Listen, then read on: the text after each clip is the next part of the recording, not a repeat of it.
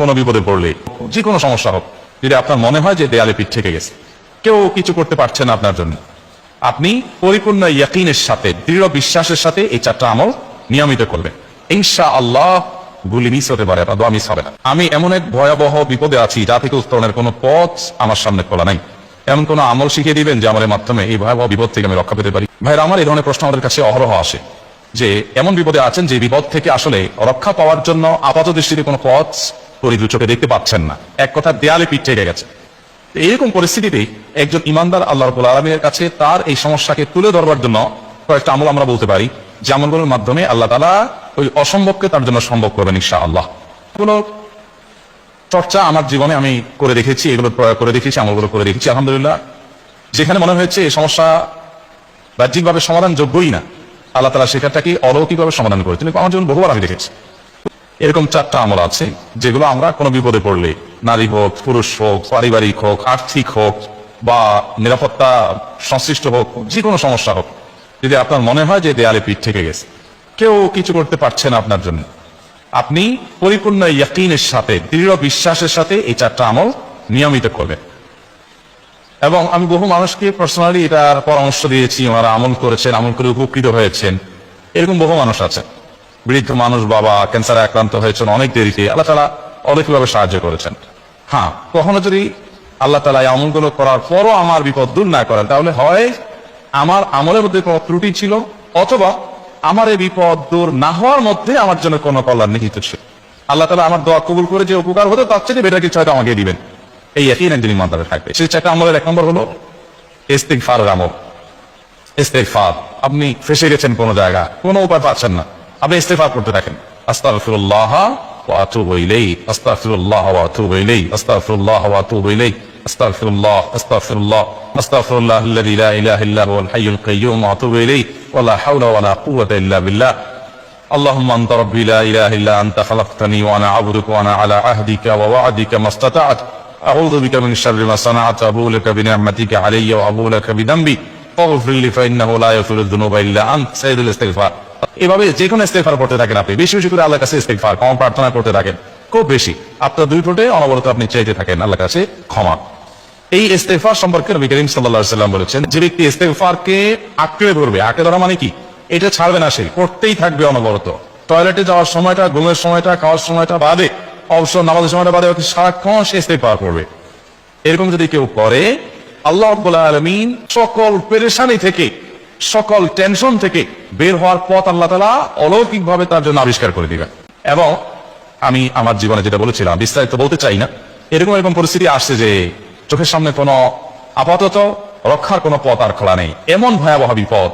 ইস্তিগফার করতে করতে এমন ভাবে আল্লাহ তাআলা সাহায্য করেছেন যে এটা কল্পনা করলেও মনে হয় যে স্বপ্নের মতো। কিভাবে এখন এই লোক এই জায়গায় আসলো আমার সাহায্যের জন্য, এই লোক এটা আমি এই জায়গায় আসার কথা না, ঠিক উনি এসে হাজির হয়ে গেলেন এবং উপকারটা, আমার সমাধানটা হয়ে গেল সমস্যা।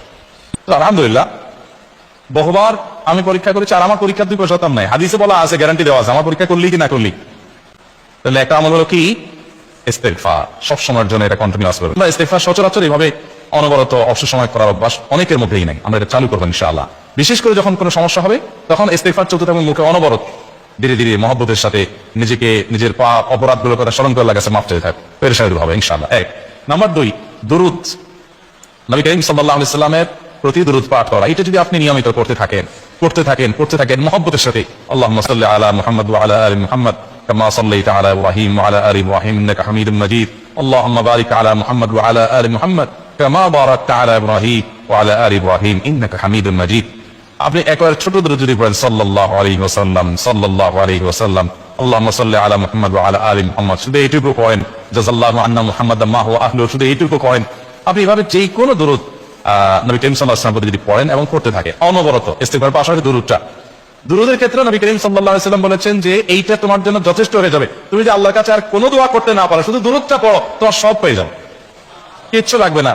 এক সাহাবী বলছেন, রাসূলুল্লাহ, আমার দোয়ার মধ্যে দুরূদ কত % রাখবো? আমি তো আমার অনেক কিছু আল্লাহর কাছে চাইবো, দুরূদ মানে তো নবীজির জন্য দোয়া, মানে আমার জন্য তো আমি দোয়া করবো, আপনার জন্য দোয়া কত % করবো? 1/3, 1/4, তারপরে হাফ, এবার বিভিন্ন পার্সেন্টেজ বলছিলেন তিনি। নবী করিম সাল্লাল্লাহু আলাইহি ওয়াসাল্লাম বলেছেন যে হ্যাঁ, এর বেশি করতে পারলে আরো ভালো, আরো ভালো। তো ভদ্রলোক এর বেশি, ওই সাহাবী রাদিয়াল্লাহু তাআলা আনহু, তিনি এর বেশি বাড়াতে একটা পর্যায়ে বলছেন যে আমি সব দোয়া আপনার জন্য করি।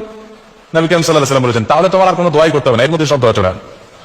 আপনি যদি বলেন আল্লাহ আপনার নবীর প্রতি আপনি রহমত নাজিল করেন, আপনার নবীর প্রতি আপনি শান্তি নাজিল করেন, আপনি যেটা দোয়া করেন, তো আল্লাহকে আল্লাহর নবীর প্রতি আপনি রহমত নাজিল করতে বললে আল্লাহ তাআলা আপনার প্রতি রহমত নাজিল করবেন কি করবেন?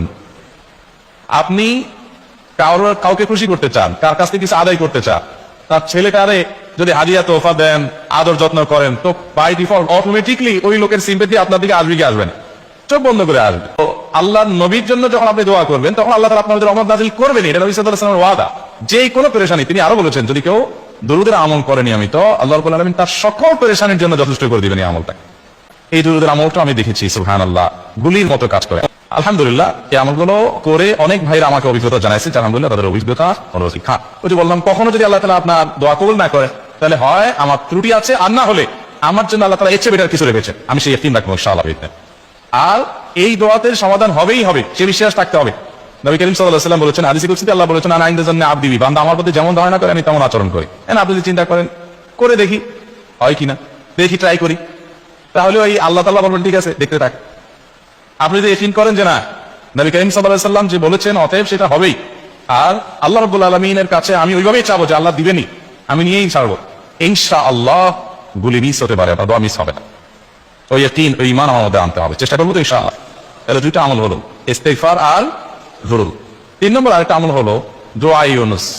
দোয়া ইউনুস, লা ইলাহা ইল্লা আন্ত সুবহানাক ইন্নী কুনতু মিনাজ জালিমিন। বেশি বেশি পড়তে থাকবেন, যখন বিপদে পড়বেন ইস্তিগফার আর দুরূদ পড়বেন সবচেয়ে বেশি, আর মাঝে মধ্যে দোয়া ইউনুস, লা ইলাহা ইল্লা আন্ত সুবহানাকা ইন্নী কুনতু মিনাজ জালিমিন। আল্লাহ সুবহানাহু ওয়া তাআলা কোরআনে কারীমে এই দোয়ার পরে বলেছেন, ওয়া কাযালিকা নুনজিল মুমিনিন। এই দোয়া পাঠ করার মাধ্যমে ইউনুস আলাইহিস সালামকে পৃথিবীর ইতিহাসের সবচেয়ে অলৌকিক ঘটনা, আল্লাহ তাআলা ইউনুস আলাইহিসকে মাছের পেটে ঢোকার পর সেখান থেকে আবার জীবিত রেখে বের করেছে। অক্সিজেন অভাবে সেখানে এমনি মারা যাওয়ার কথা, আরো নানা কারণে মারা যাওয়ার কথা, তাই না? কিন্তু আল্লাহ তাআলা তাকে রক্ষা করেছেন, কারণ এই বিপদে পড়ার পর থেকে এটা পড়তেছিলেন, লা ইলাহা ইল্লা আনতা সুবহানাকা ইন্নী কুনতু মিনাজ জালিমিন। তো আল্লাহ তাআলা কোরআনে বলেছেন এটা ইউনুস, তার নবী ইউনুস আলাইহিস সালামকে আল্লাহ তাআলা এটার মাধ্যমে রক্ষা করেছেন, সেটা তার জন্য খাস না, এটা তার জন্য স্পেশাল না, বরং আল্লাহ বলেছেন ওয়া কাযালিকা নুনজিল মুমিনিন, এটা দিয়ে আমি তাকে রক্ষা করেছি, একইভাবে ঈমানদারদেরকেও এটার মাধ্যমে রক্ষা করব। এটা বড় অস্ত্র পেয়ে গেলাম, দোয়া ইউনুস বেশি বেশি করব ইনশাআল্লাহ, লা ইলাহা ইল্লা আনতা সুবহানাকা ইন্নী। আমার দেশে আবার দেখা যায় বিপদ হয়ে গেলে তখন হুজুর মনে করে যে ভাই আপনারা সবাই মিলে এটা 1 লাখ বার করে দেন, 1.5 লাখ বার করে দেন, টাকা দিব আপনারা করে দেন। আপনারটা আপনি করবেন ভাই, হুজুরদের কাছে দোয়া চান সমস্যা নাই, আর হুজুরদেরকে হাতায়া টাকা দিবেন করে, এমনি টাকা দিবেন না দিয়া, আর এই দোয়া নিজে নিজে করতে থাকে, দোয়া ইউনুস না। 4 নম্বর আমল হলো ইয়া যাল জালালি ওয়াল ইকরাম। এটা বেশি বেশি করে পাঠ করবেন। নবী করিম সাল্লাল্লাহু আলাইহি ওয়াসাল্লাম বলেছেন, আলিযু বিয়া যাল জালালি ওয়াল ইকরাম। ইয়া যাল জালালি ওয়াল ইকরাম, এইটাকে তোমরা আঁকড়ে ধরবে। ইয়া যাল জালালি ওয়াল ইকরাম মানে কি? এটা আল্লাহকে ডাকা, আর কিছু না। এবং হাদিসে বর্ণিত দোয়া, এটা মাসনুন দোয়া। ইয়া যাল জালালি ওয়াল ইকরাম মানে হে মহা ক্ষমতার অধিকারী, প্রতাপশালী এবং সম্মানের মালিক। এটা বলার মানে হলো আল্লাহর কাছে নিবেদন করা, যেহেতু আপনার প্রতাপ আছে, আপনার জালাল আছে, আপনার বড়ত্ব আছে, এই বড়ত্বের অধিকারী এবং হে সম্মানের অধিকারী, আপনার যেটা আল্লাহ তাআলা এটা, আপনার যেটা এটা আছে, অতএব হে আল্লাহ আপনি আমাকে এটা দান, আপনার সেখান থেকে আমার প্রতি রহম করুন, আপনার সেখান থেকে আমাকে, আপনার বড়ত্ব থেকে আমাকে আপনি হেফাজত করুন, আপনার একরাম থেকে আমাকে আপনি, তারই আপনি আমাকে রহম করুন। তো সেই দোয়া আল্লাহ তাআলার কাছে নিবেদন করতে পারে, ইয়া যাল জালালি ওয়াল ইকরাম। এর পাশাপাশি তাহাজ্জুদের নামাজ এবং যে কোনো নফল নামাজ, কারণ নবী সাল্লাল্লাহু আলাইহি ওয়াসাল্লাম ইজা হাজাবা আমরুন সাল্লাল্লাহ, নবীজি সাল্লাল্লাহু আলাইহি ওয়াসাল্লামের কোনো পেরেশানি শুরু হলে আগে ওযু করে 2 রাকাত নামাজ পড়তেন, ওযু করে 2 রাকাত নামাজ পড়তেন। আমাদের যখন পেটে ব্যথা শুরু হয়, আগে কার কথা মনে পড়ে? ডাক্তারের কথা মনে পড়ে। যখন গায়ে জ্বর আসে সবার আগে মনে পড়ে কিসের কথা? নাপা। নাপা নাপা আপনি চিন্তা করেন, খান নিষেধ না তো, ওষুধ গ্রহণ করা সুন্নত। নবী সাল্লাল্লাহু আলাইহি ওয়াসাল্লাম নির্দেশ করেছেন ওষুধ সেবন করতে, আপনি করেন, ভালো কথা। কিন্তু ইমানদার সবকিছুর আগে ব্যথা আসতে দিলে ব্যথার জন্য একটা ওষুধ দোয়া শিখেছেন, দোয়াটা আগে করবে, পাশাপাশি এটা করবে, এলো ইমানদারের কাজ। আমরা আজকাল ইমান থেকে অনেক দূরে সরে গেছি। আল্লাহ আমাদের সেই ইয়াকিন দান করুন। তাহাজ্জুদের সময় দোয়া অনেক বেশি দোয়া করবে, তাহলে 4টা আমল ইনশাআল্লাহ আপনাকে এই ভয়াবহ বিপদ থেকে উদ্ধার করার জন্য সাহায্য করবে ইনশাআল্লাহ। সেই সাথে আসসালাতার দুর্বল দান সদকা করা, অন্যান্য যে আমলগুলো আছে টুকটাক সেগুলোর সাথে সাথে চালান, বাকি ইচ্ছাটাকে বেসিক্যালি একটু জোরালো ভাবে করতে থাকেন।